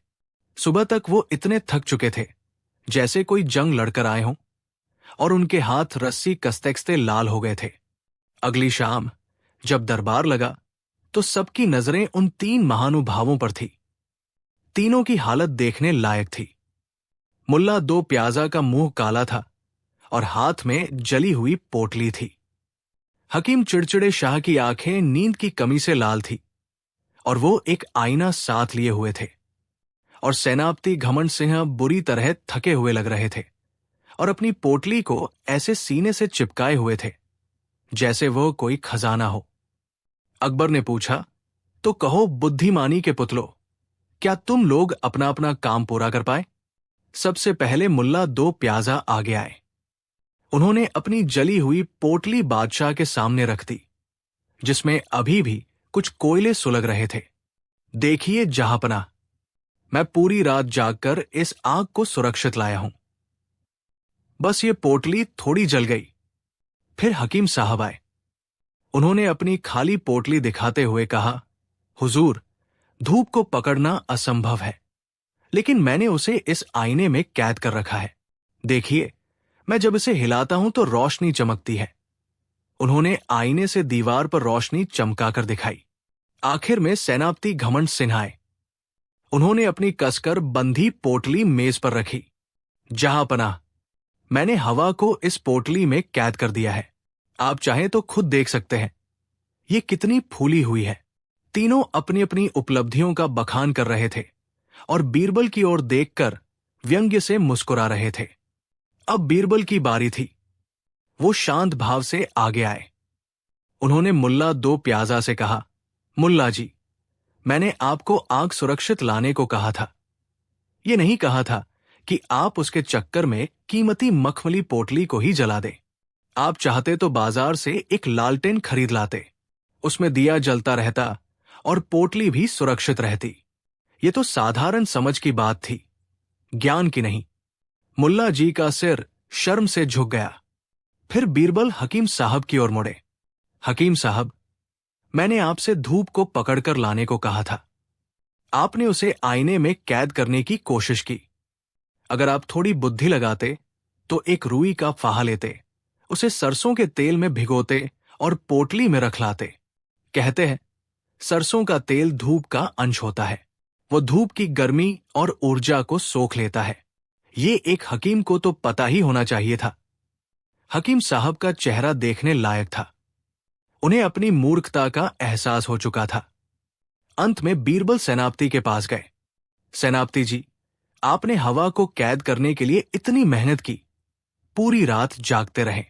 अगर आप बस अपनी बुद्धि का इस्तेमाल करते तो एक छोटा सा मिट्टी का घड़ा लेते, उसमें पानी भरते और उसे उल्टा करके इस पोटली में रख देते। घड़े के अंदर जो खाली जगह होती, उसमें हवा अपने आप कैद हो जाती, बिना किसी मेहनत के। ये सुनकर सेनापति घमंड सिंह की सारी हेकड़ी निकल गई। बीरबल ने बादशाह अकबर की ओर मुड़कर कहा, जहांपनाह, बुद्धिमानी बड़ी बड़ी किताबें पढ़ने या बड़ी बड़ी बातें करने में नहीं है। बुद्धिमानी है अपनी समझ का सही समय पर सही तरीके से इस्तेमाल करने में। इन तीनों ने अपने अहंकार में ये सोचा ही नहीं कि काम को आसानी से कैसे किया जा सकता है। इन्होंने मुश्किल रास्ता चुना और खुद को मूर्ख साबित कर दिया। पूरा दरबार बीरबल की बुद्धिमानी पर वाह वाह कर उठा। बादशाह अकबर अपनी हंसी नहीं रोक पा रहे थे। उन तीनों दरबारियों का चेहरा शर्मिंदगी से लाल हो गया था। उन्हें आज समझ आया था कि वे बीरबल से क्यों जलते थे। बीरबल मुश्किल काम को आसान बना देता था और वे लोग आसान काम को भी अपनी मूर्खता से मुश्किल बना लेते थे। उस दिन के बाद उन तीनों दरबारियों ने कभी बीरबल की बुद्धिमानी को चुनौती देने की हिम्मत नहीं की। उन्होंने एक बड़ा सबक सीखा था कि असली मूर्ख वो नहीं होता जिसके पास ज्ञान की कमी हो। असली मूर्ख तो वो होता है जो अपने अहंकार के कारण अपनी साधारण समझ का भी इस्तेमाल न कर पाए। और बीरबल ने एक बार फिर साबित कर दिया था कि एक छोटी सी चिंगारी घने जंगल को जलाने के लिए काफी होती है और बुद्धि की एक छोटी सी किरण बड़े बड़े अहंकारियों के अंधेरे को मिटाने के लिए काफी होती है। कहानी 5। उस दिन दीवाने खास का माहौल रोज की तरह ही था, लेकिन हवा में एक नई तरह की बेचैनी थी। इस बेचैनी का नाम था हकीम जफर। हकीम जफर को आए अभी कुछ ही महीने हुए थे, लेकिन दरबार में उसकी धाक जमने लगी थी। वो सिर्फ एक हकीम नहीं, बल्कि दर्शन, तर्कशास्त्र और साहित्य का भी बड़ा ज्ञाता था। उसकी भाषा में फारसी और अरबी के मुश्किल शब्दों का ऐसा जाल होता था कि सुनने वाले प्रभावित हुए बिना नहीं रह पाते थे। लेकिन हकीम जफर के दिल में एक कांटा था, और वो कांटा थे बीरबल। उसे ये बात बिल्कुल हजम नहीं होती थी कि एक साधारण, कम पढ़ा लिखा सा दिखने वाला व्यक्ति जो मुश्किल सवालों का जवाब ही देहाती मिसालों से देता है, वो शहंशाह का सबसे खास कैसे हो सकता है। उसे लगता था कि बीरबल की बुद्धिमानी असली नहीं, बल्कि चापलूसी और मक्कारी का नतीजा है। वो हर पल एक ऐसे मौके की तलाश में रहता था जहां वो बीरबल को पूरे दरबार के सामने जलील कर सके और शहंशाह को दिखा सके कि असली विद्वान कौन है। और आज उसे वो मौका मिलता हुआ दिख रहा था। अकबर ने कहा, आज हमारे जहन में एक सवाल उठ रहा है। आप सभी विद्वान लोग यहां मौजूद हैं। हमें बताइए, एक बुद्धिमान व्यक्ति और एक मूर्ख व्यक्ति में मूल अंतर क्या है? हम किताबी परिभाषाएं नहीं, बल्कि असल जिंदगी का सच जानना चाहते हैं। एक मंत्री ने अदब से झुकते हुए कहा, जहांपनाह, बुद्धिमान व्यक्ति सोच समझकर बोलता है, मूर्ख बिना सोचे बोलता है। दूसरे दरबारी ने कहा, आलीजा, बुद्धिमान अपने अनुभव से सीखता है, मूर्ख ठोकर खाकर भी नहीं सीखता। जवाब तो कई आए, पर किसी भी जवाब से शहंशाह अकबर के चेहरे पर संतुष्टि का भाव नहीं दिखा। तभी हकीम जफर आगे आया। ये उसी के लिए बना हुआ मंच था। हकीम जफर ने कहा, शहंशाह सलामत, आपकी इजाजत हो तो इस नाचीज की गुस्ताखी माफ की जाए। मेरे पूर्वजों ने इल्म के समंदर में जो गोते लगाए हैं, उनकी बदौलत मैं ये कह सकता हूं कि एक आकिल, बुद्धिमान और एक जाहिल, मूर्ख में फर्क सिर्फ इल्म का नहीं, इदराक का होता है। हकीम जफर ने अपनी बात जारी रखते हुए कहा, इसका अर्थ है, जहांपना, कि बुद्धिमान व्यक्ति चीजों को उनके सारतत्व के साथ समझता है, जबकि मूर्ख केवल बाहरी आवरण को देखता है। एक बुद्धिमान व्यक्ति इंसान और जानवर में फर्क कर सकता है, लेकिन एक मूर्ख के लिए कई बार दोनों एक समान ही होते हैं। अकबर ने प्रभावित होते हुए कहा, वाह हकीम साहब, वाह, आपने बहुत गहरी बात कही। इदराक यानी समझने की क्षमता। बीरबल, तुम इस बारे में क्या कहोगे? बीरबल ने अपनी वही शांत मुस्कान के साथ अदब से झुकते हुए कहा, जहांपनाह, हकीम साहब बहुत बड़े विद्वान हैं। उन्होंने बहुत बड़ी और गहरी बात कही। मैं तो एक साधारण आदमी हूं। मैं तो बस सीधी सादी भाषा में इतना ही जानता हूं कि बुद्धिमान वो है जो ये जानता है कि वो कितना कम जानता है, और मूर्ख वो है जो ये समझता है कि वो सब कुछ जानता है। अकबर ने हंसते हुए कहा, सुभान अल्लाह बीरबल, क्या बात कही है, सीधी, सरल, लेकिन सोने की तरह सच्ची। तुम्हारी यही अदा हमें सबसे ज्यादा पसंद है। तुम मुश्किल से मुश्किल बात को भी मक्खन की तरह समझा देते हो। शहंशाह की ये तारीफ हकीम जफर के सीने में तीर की तरह चुभ गई। उसका चेहरा तमतमा गया। उसने इतनी मेहनत से जो विद्वता का महल खड़ा किया था, बीरबल ने उसे एक ही फूंक में उड़ा दिया था। उसका अहंकार अब क्रोध में बदल चुका था, और उस क्रोध में उसने वो कर दिया जो उसे नहीं करना चाहिए था। हकीम जफर ने कहा, ये मक्खन नहीं, जहांपनाह, ये मक्कारी है, ये लफाजी है, ये सीधे सादे दरबारियों और खुद शहंशाह को धोखा देने की कला है, और मैं आज इस धोखे का पर्दाफाश करके रहूंगा। अकबर ने क्रोध से कहा, हकीम जफर, अपनी जुबान को लगाम दो। तुम भूल रहे हो कि तुम किसके सामने खड़े हो। हकीम जफर ने कहा, मैं नहीं भूला जहांपनाह, मैं तो बस आपको याद दिला रहा हूं कि आप एक ऐसे शख्स पर भरोसा कर रहे हैं जिसमें और एक जानवर में कोई खास फर्क नहीं है। अभी मैंने कहा था कि एक बुद्धिमान व्यक्ति इंसान और जानवर में फर्क कर सकता है। मैं ये कर सकता हूं। बीरबल ने अभी भी शांत रहते हुए कहा, हकीम साहब, आप कहना क्या चाहते हैं? कृपया साफ साफ कहिए। हकीम जफर ने एक कुटिल मुस्कान के साथ सीधे बीरबल की आंखों में देखते हुए कहा, मैं ये कहना चाहता हूं बीरबल, कि मैं एक इंसान और एक गधे में फर्क कर सकता हूं। मिसाल के तौर पर मेरे और तुम्हारे बीच जो फासला है वो महज चंद कदमों का है, लेकिन मेरे और एक गधे के बीच कितना फासला है, ये तुम बताओ। अकबर ने गरजते हुए कहा, खामोश, गुस्ताख, तुम्हारी ये मजाल। सिपाहियों, पकड़ लो इस बदतमीज को और डाल दो कालकोरे में। इसकी जुबान खींच ली जाएगी। सिपाही आगे बढ़े, लेकिन तभी बीरबल ने हाथ उठाकर उन्हें रोक दिया। सबकी नजरें हैरान थी। जिस शख्स का इतना बड़ा अपमान हुआ हो, वो अपने अपमान करने वाले को बचा रहा था।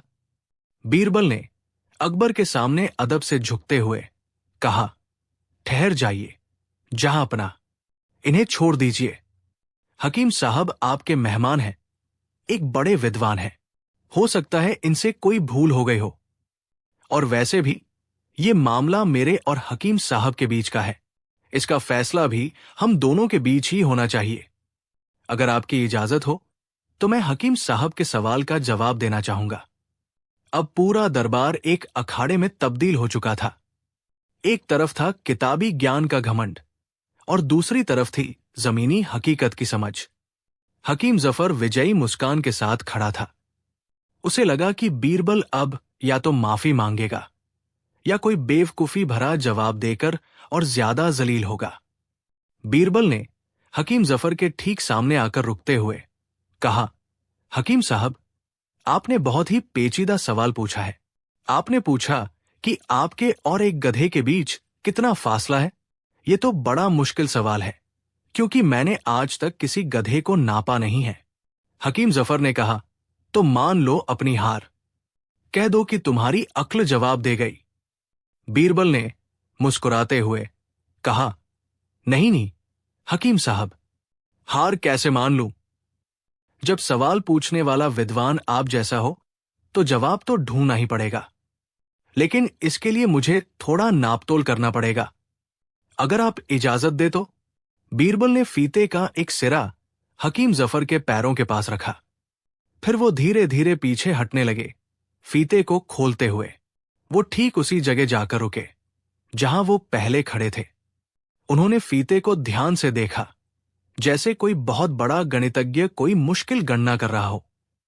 उन्होंने 2-3 बार अपनी उंगलियों पर कुछ गिना। फिर उन्होंने एक गहरी सांस ली और हकीम जफर की ओर देखा। बीरबल ने एकदम गंभीर चेहरा बनाकर कहा, हकीम साहब, बड़ी मेहनत और नापजों के बाद मैं आपके सवाल के जवाब तक पहुंच गया हूं। हकीम जफर ने कहा, तो बताओ, क्या जवाब है? बीरबल ने कहा, हकीम साहब, आपके और एक गधे के बीच ठीक 7 कदम और 4 उंगल का फासला है। एक पल के लिए दरबार में सन्नाटा रहा। किसी को कुछ समझ नहीं आया। 7 कदम और 4 उंगल, ये कैसा जवाब है? हकीम जफर भी चकरा गया। हकीम जफर ने चिढ़कर कहा, यह क्या बकवास है? तुमने ये कैसे नापा? तुम्हें कैसे पता चला? और अब आया बीरबल का वो वार जिसने इतिहास में अपना नाम दर्ज करा लिया। बीरबल ने बहुत ही मासूमियत और सीधेपन के साथ कहा, हकीम साहब, ये तो बहुत आसान था। अभी अभी जब मैंने आपके और मेरे बीच का फासला नापा तो वो ठीक 7 कदम और 4 उंगल ही निकला। 1, 2, 3, और जैसे ही दरबारियों को इस जवाब का असली मतलब समझ में आया, पूरा का पूरा दीवाने खास ठहाकों से गूंज उठा। ये हंसी नहीं थी, ये एक सैलाब था। मंत्री हंस रहे थे, सिपाही हंस रहे थे, और सबसे जोर से हंस रहे थे शहंशाह अकबर। वो हंसते हंसते अपने सिंहासन पर दोहरे हो गए। हकीम जफर का चेहरा सफेद पड़ गया। उसे काटो तो खून नहीं। बीरबल ने उसी के शब्दों, उसी की मिसाल को उसी के खिलाफ इस्तेमाल कर लिया था। बीरबल ने यह नहीं कहा कि जफर गधा है। उन्होंने तो बस ये कहा कि जफर और उनके बीच की दूरी उतनी ही है जितनी जफर और एक गधे के बीच की दूरी होनी चाहिए। बिना गधा शब्द का इस्तेमाल किए बीरबल ने जफर को पूरे दरबार के सामने गधा साबित कर दिया था। जफर का घमंड, उसका सारा ज्ञान, उसकी सारी विद्वता एक पल में चकनाचूर हो गई थी। वो अपमान से कांप रहा था। उसके मुंह से एक शब्द नहीं निकल रहा था। हंसी का दौर थमा तो अकबर ने अपने आंसू पोंछे। वो बीरबल की तरफ प्रशंसा और गर्व से देख रहे थे। अकबर ने अभी भी हंसते हुए कहा, बीरबल, आज तुमने साबित कर दिया कि असली इद्राक किसे कहते हैं। असली बुद्धि किताबी ज्ञान की मोहताज नहीं होती। वो तो हाजिर जवाबी और सही समय पर सही शब्द का इस्तेमाल करने में बसती है। तुमने आज अपने दुश्मन को उसी के हथियार से मात दी है, और वो भी बिना अपनी गरिमा खोए। अकबर ने हकीम जफर की तरफ देखा, जिसका सिर शर्म से झुका हुआ था। अकबर ने अब एक गंभीर स्वर में कहा, हकीम जफर, हमने तुम्हें तुम्हारी गुस्ताखी के लिए काल कोठरी में डालने का हुक्म दिया था, लेकिन बीरबल ने तुम्हें जो सजा दी है वो किसी भी काल कोठरी से बड़ी है। ये भरी सभा में मिला अपमान तुम्हें जिंदगी भर याद रहेगा। यही तुम्हारी सजा है। याद रखना, ज्ञान विनम्रता के लिए होता है, अहंकार के लिए नहीं। तुम दरबार में रह सकते हो, लेकिन उम्मीद है कि आज के बाद तुम बीरबल की ही नहीं, बल्कि किसी भी इंसान की इज्जत करना सीख जाओगे। उदास स्माइली। तो दोस्तों, ये थी कहानी बुद्धि की उस जीत की जो बिना तलवार उठाए लड़ी गई। बीरबल ने हमें सिखाया कि जब कोई आप पर कीचड़ उछाले तो जरूरी नहीं कि आप भी उस पर पत्थर फेंके। कभी कभी शांत रहकर, मुस्कुराकर और सामने वाले की बातों को उसके खिलाफ इस्तेमाल करके भी आप उसे ऐसा जवाब दे सकते हैं जो उसे जिंदगी भर याद रहे। अपमान का जवाब अपमान से देना कमजोरी की निशानी है, लेकिन अपमान को अपनी बुद्धि से जीत में बदल देना ही असली बहादुरी है। आपको बीरबल का ये लाजवाब जवाब कैसा लगा? क्या आपने अपनी जिंदगी में कभी ऐसी स्थिति का सामना किया है? हमें नीचे कमेंट्स में जरूर बताइए। और अगर आपको ये कहानी पसंद आई तो इस वीडियो को लाइक करना, अपने दोस्तों के साथ शेयर करना और हमारे चैनल को सब्सक्राइब करना बिल्कुल न भूलें। कहानी 6। आगरा की सुनहरी सुबह थी। शहंशाह अकबर का भव्य दरबार अपनी पूरी शानो शौकत के साथ लगा हुआ था। रेशमी पर्दों से छनकर आती सूरज की किरणें दरबार में जड़े कीमती पत्थरों पर पड़कर एक इंद्रधनुषी छटा बिखेर रही थी। माहौल गंभीर था, क्योंकि शहंशाह आज किसी गहरे विचार में डूबे हुए थे। उन्होंने अपने नवरत्नों पर एक नजर डाली और फिर अपनी भारी गूंजती हुई आवाज में एक सवाल उछाला, जो किसी तीर की तरह हवा में तैर गया। बीरबल, उन्होंने कहा, और आप सब बुद्धिमान दरबारी भी सुने। मेरा एक सवाल है, इस दुनिया में ऐसा कौन सा व्यक्ति है जो न घर का होता है न घाट का? यह सवाल एक साधारण कहावत थी जिसे हर कोई जानता था, लेकिन शहंशाह के मुंह से निकलकर यह एक गूढ़ पहेली बन गई थी। दरबार में एक पल के लिए खामोशी छा गई। फिर दरबारियों ने अपनी अपनी बुद्धि के घोड़े दौड़ाने शुरू कर दिए। एक मोटे मंत्री ने, जो अपने खाने पीने के लिए मशहूर थे, खड़े होकर कहा, जहांपनाह, मेरे ख्याल से ऐसा व्यक्ति एक सन्यासी होता है। वो घर परिवार त्याग देता है और घाट यानी समाज से भी उसका कोई लेना देना नहीं रहता। अकबर ने सिर हिलाया, पर उनके चेहरे पर संतुष्टि का भाव नहीं था। और कोई? एक अन्य दरबारी, जो हमेशा बीरबल से जलता था, बोला, आलम पनाह, ऐसा व्यक्ति एक पागल होता है। न उसका कोई घर होता है, न ही समाज में उसका कोई ठिकाना। एक के बाद एक कई जवाब आए। किसी ने भिखारी कहा, किसी ने भगोड़ा सैनिक, लेकिन कोई भी जवाब अकबर के मन को छू नहीं पा रहा था। उन्हें लग रहा था कि इन जवाबों में गहराई नहीं है, केवल शाब्दिक अर्थ है। उनकी नजरें अब बीरबल को खोज रही थी, जो हमेशा की तरह शांत भाव से चेहरे पर एक हल्की सी मुस्कान लिए सब कुछ देख सुन रहे थे। बीरबल, तुम चुप क्यों हो? अकबर ने पूछा। क्या तुम्हारे पास इस पहेली का कोई जवाब नहीं है? बीरबल अपनी जगह से उठे, अदब से सलाम किया और बोले, जहांपनाह, आपके सवाल में गहरा दर्शन छिपा है। इसका जवाब शब्दों में देना मुश्किल है। कहावतें जीवन के अनुभवों से जन्म लेती है, इसलिए इसका असली अर्थ भी किसी जीवंत उदाहरण से ही समझाया जा सकता है। अगर आप मुझे कुछ समय और थोड़ी स्वतंत्रता दें, तो मैं आपको केवल बताऊंगा नहीं, बल्कि दिखाऊंगा कि ऐसा व्यक्ति कौन होता है। अकबर की आंखों में चमक आ गई। वो जानते थे कि बीरबल अब किसी बड़ी योजना की भूमिका बांध रहे हैं। ठीक है बीरबल, तुम्हें पूरी स्वतंत्रता है। हमें तुम्हारे उस जीवंत उदाहरण का इंतजार रहेगा। उस दिन के बाद बीरबल ने अपनी योजना पर काम करना शुरू कर दिया। उनकी नजर आगरा के एक बहुत बड़े और धनी व्यापारी सेठ हीराचंद पर थी। हीराचंद अपनी दानवीरता और शहंशाह के प्रति अपनी वफादारी के लिए पूरे शहर में मशहूर था। वो मंदिरों में दान करता, गरीबों के लिए लंगर चलवाता और जब भी शहंशाह को जरूरत पड़ती शाही खजाने में बड़ी बड़ी रकमें जमा करवाता। बाहर से देखने पर वो एक आदर्श नागरिक लगता था, लेकिन बीरबल की पारखी नजरें उसकी चिकनी चुपड़ी बातों के पीछे छिपे लालच और अवसरवादिता को भांप चुकी थी। बीरबल को अपने गुप्तचरों से पता चला था कि सेठ हीराचंद जितना वफादार अकबर के प्रति दिखाता है, उतना ही संपर्क वो पड़ोसी राज्य रामपुर के सुल्तान आजम खान से भी बनाए हुए है। सुल्तान आजम खान और अकबर के बीच संबंध तनावपूर्ण थे। सुल्तान मन ही मन अकबर की बढ़ती ताकत से जलता था और मौके की तलाश में रहता था। हीराचंद का व्यापार रामपुर तक फैला हुआ था और वो अपनी दौलत को सुरक्षित रखने के लिए दोनों शासकों को खुश रखने की दोहरी नीति पर चल रहा था।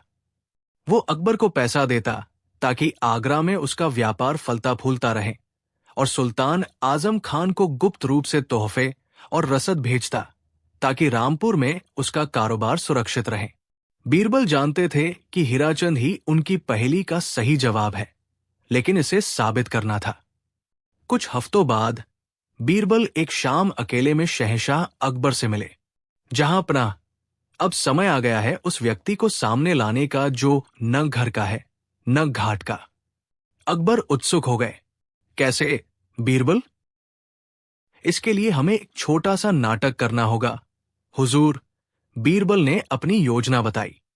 हम पूरे शहर में ये अफवाह फैलाएंगे कि रामपुर का सुल्तान एक बड़ी सेना के साथ आगरा पर चढ़ाई करने की तैयारी कर रहा है और हमारी सल्तनत इस समय आर्थिक संकट से गुजर रही है। इस संकट से उबरने के लिए आपने सभी धनी व्यापारियों पर एक विशेष वफादारी कर लगाने का फैसला किया है, जो उनकी संपत्ति का एक चौथाई हिस्सा होगा। अकबर थोड़ा झिझके, लेकिन बीरबल, इससे व्यापारी नाराज हो सकते हैं। बीरबल ने मुस्कुराकर कहा, जो वफादार होगा वो देश के लिए अपना सब कुछ दे देगा, और जो न घर का होगा न घाट का, वो अपनी असली रंगत दिखाएगा। अकबर योजना के लिए मान गए। अगले ही दिन शाही ढिंढोरचियों ने पूरे आगरा में ये ऐलान कर दिया। खबर आग की तरह फैल गई। शहर के व्यापारियों में हड़कंप मच गया। सेठ हीराचंद के तो जैसे पैरों तले जमीन ही खिसक गई। एक चौथाई संपत्ति, ये तो उसकी कमर तोड़ देगी। उसने सोचा, अगर मैंने ये कर दिया तो मेरा वर्षों का कमाया धन चला जाएगा, और अगर सुल्तान आजम खान ने सच में आगरा पर कब्जा कर लिया तो वो मुझे अकबर का समर्थक समझकर मेरी बची खुची संपत्ति भी लूट लेगा, और अगर मैंने कर नहीं दिया तो अकबर मुझे देशद्रोही समझकर कैद कर लेगा। वो एक ऐसी दुविधा में फंस गया था जहां हर रास्ता उसे बर्बादी की ओर ले जाता दिख रहा था। रात भर वो अपने कमरे में बेचैनी से टहलता रहा। उसकी पत्नी ने उसे समझाने की कोशिश की, स्वामी, हम शहंशाह की प्रजा है, उनकी सल्तनत में ही हमने ये सब कमाया है। देश पर संकट है तो हमें अपना कर्तव्य निभाना चाहिए। लेकिन हीराचंद का लालची मन कुछ और ही सोच रहा था। उसने फैसला किया, नहीं, मैं अपनी मेहनत की कमाई ऐसे बर्बाद नहीं होने दूंगा। सुल्तान आजम खान की ताकत बढ़ रही है। सही यही है कि मैं अपनी सारी जमा पूंजी, सोना चांदी लेकर रातों रात रामपुर चला जाऊं। वहां सुल्तान मेरा स्वागत करेगा, क्योंकि मैंने मुश्किल समय में उसकी मदद की है। मैं वहां एक नया और भी बड़ा कारोबार शुरू करूंगा। उसने अपनी मूर्खता में ये मान लिया कि एक धोखेबाज का स्वागत दूसरी जगह किसी नायक की तरह होगा। उसी रात उसने अपनी सबसे कीमती चीजें, हीरे, जवाहरात, सोने की मोहरें कई संदूकों में भरी और कुछ वफादार नौकरों के साथ बैलगाड़ियों में लादकर चुपके से शहर के दक्षिणी दरवाजे से निकल गया। वो ये नहीं जानता था कि बीरबल के जासूस हर पल उस पर नजर रखे हुए थे। कई दिनों की कठिन यात्रा के बाद थकाहारा हीराचंद रामपुर की सीमा पर पहुंचा। उसका दिल जोर जोर से धड़क रहा था। उसने अपने आगमन की सूचना सुल्तान आजम खान तक भिजवाई, इस उम्मीद में कि उसका भव्य स्वागत किया जाएगा। उसे सीमा पर ही एक शिविर में रुकने को कहा गया। घंटों बीत गए, फिर पूरी एक रात गुजर गई। हीराचंद की बेचैनी बढ़ती जा रही थी। अगले दिन दोपहर में सुल्तान के कुछ सैनिक आए और उसे अपने साथ चलने को कहा। हीराचंद को लगा कि उसे दरबार में बुलाया जा रहा है, लेकिन उसे दरबार के बजाय एक सुनसान जगह पर ले जाया गया, जहां सुल्तान आजम खान खुद अपने कुछ खास सिपाहियों के साथ मौजूद था। सुल्तान के चेहरे पर स्वागत का कोई भाव नहीं था, बल्कि एक कठोर और घृणा भरी मुस्कान थी। तो तुम हो सेठ हीराचंद, सुल्तान ने व्यंग्य से कहा। आगरा के महान दानवीर और शहंशाह अकबर के परम भक्त। हीराचंद कांपने लगा। सुल्तान सलामत, मैं तो आपकी शरण में आया हूं। मैं हमेशा से आपका शुभ चिंतक रहा हूं। देखिए, मैं अपनी सारी दौलत आपके कदमों में डालने के लिए ले आया हूं। सुल्तान आजम खान जोर से हंसा, एक ऐसा हंसी जिसमें जहर घुला था। उसने अपने हाथ में एक पत्र लहराया। तुम्हारे यहां पहुंचने से पहले मेरे पास शहंशाह अकबर के सलाहकार बीरबल का यह संदेश पहुंच गया था। हीराचंद की आंखें भय से फैल गई। सुल्तान ने पत्र पढ़ना शुरू किया। सुल्तान सलामत, सेठ हीराचंद नाम का एक व्यापारी अपनी दौलत लेकर आपके राज्य की ओर आ रहा होगा। वो खुद को आपका सबसे बड़ा हितैषी बताएगा, लेकिन याद रखिएगा, जो व्यक्ति उस जमीन का सगा नहीं हुआ, जिसने उसे पाला पोसा, जो उस बादशाह का वफादार नहीं हुआ, जिसने उसे सम्मान और सुरक्षा दी, वो आपका सगा कभी नहीं हो सकता। आज वो अपनी दौलत बचाने के लिए अपने घर से भागा है, कल वो इससे भी बड़ा लालच मिलने पर आपके घर में आग लगा देगा। एक गद्दार की दोस्ती एक सांप के आलिंगन से भी ज्यादा खतरनाक होती है।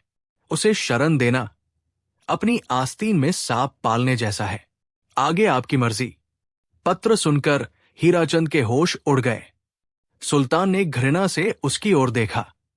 बीरबल ने सच कहा है, जो अपने घर का नहीं हुआ, वो किसी और का क्या होगा। मुझे वफादार दुश्मन पसंद है, लेकिन तुम जैसे गद्दार दोस्तों से तो खुदा बचाए। मुझे तुम्हारी या तुम्हारी इस दौलत की कोई जरूरत नहीं है। तुम जैसे लोगों पर भरोसा करना अपनी कब्र खुद खोदने जैसा है। दफा हो जाओ यहां से। रामपुर की सरजमी पर तुम्हारे जैसे गद्दार के लिए कोई जगह नहीं है।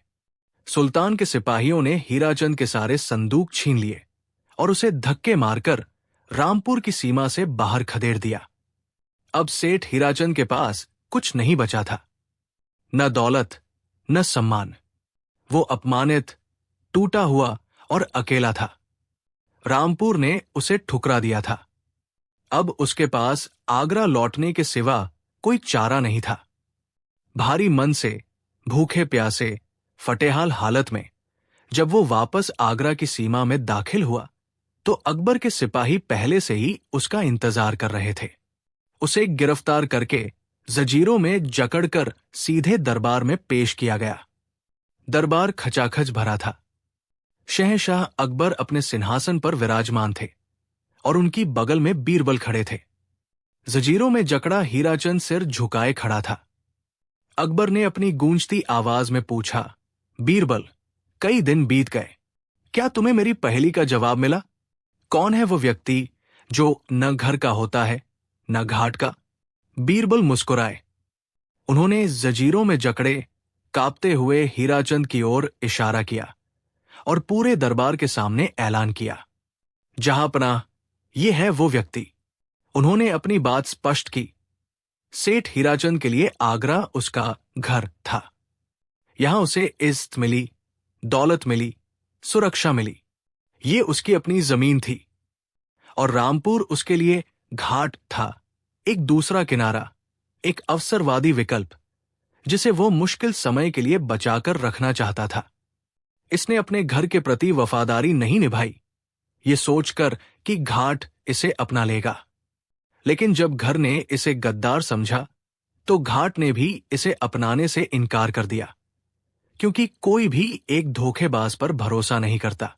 आज ये न तो आगरा का एक सम्मानित नागरिक है और न ही रामपुर का मेहमान। ये सचमुच न घर का रहा, न घाट का। पूरा दरबार बीरबल की बुद्धिमत्ता और इस जीवंत उदाहरण को देखकर दंग रह गया। सब समझ गए कि इस कहावत का असली मतलब क्या है।